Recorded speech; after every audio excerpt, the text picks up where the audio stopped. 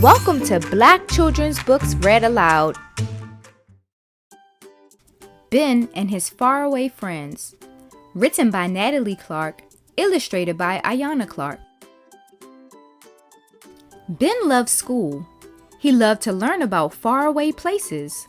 One day, his teacher, Mrs. Buttons, told the class that they were going to learn about the continent of Australia. What's in Australia? What are we having for lunch? Are there unicorns in Australia? Australia? I've always wanted to go to Australia, Ben said with excitement. Australia, Mrs. Buttons interrupted, is a continent near the bottom of our planet Earth. Has anyone ever heard of the Sydney Opera House or the Great Barrier Reef? She asked. As Mrs. Buttons began to describe the interesting places in Australia, Ben's mind began to wander.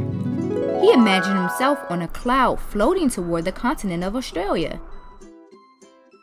While on the cloud, he could see the ocean below him and soon after, miles and miles of dry land.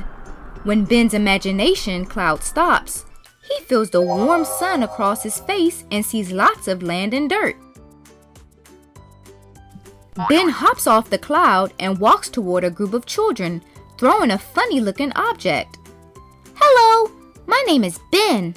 Hello, a little girl with curly red hair said. My name is Anna, and these are my friends. Would you like to play with us?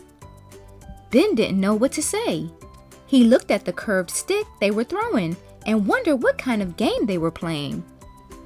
I don't know how to play, Ben confessed. Some of the kids started laughing.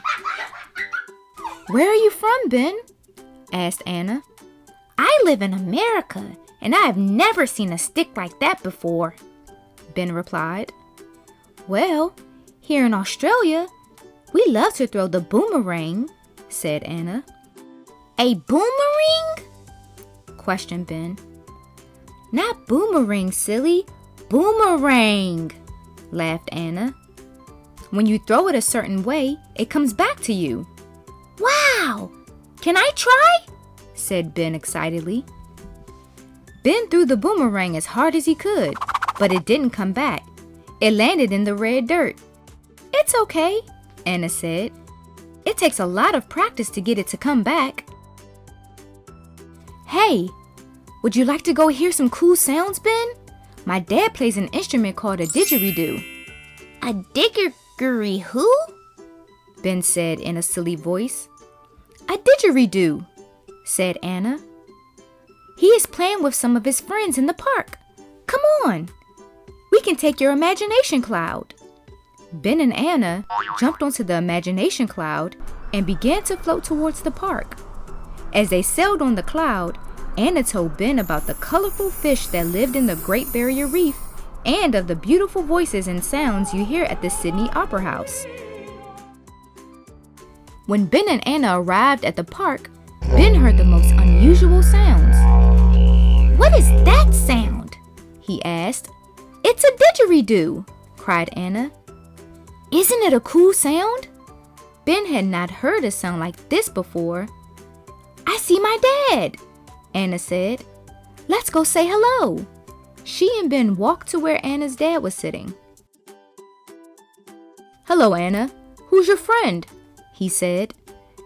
This is Ben, and he's from America. Hi, Ben. Would you like to hear me play the didgeridoo? Yes, Ben said excitedly. Anna's dad put his mouth on the instrument and began to blow. Ben listened to the low howling sound. He thought it sounded like the horn of a ship getting ready to sail. Ben really liked the sound of the didgeridoo. He wished Mrs. Buttons and all of his classmates could hear the sound too. Suddenly, Ben heard the sound of a school bell. Did you hear that? Asked Ben as he turned and looked at Anna. Yes, my dad plays the didgeridoo very well, she said.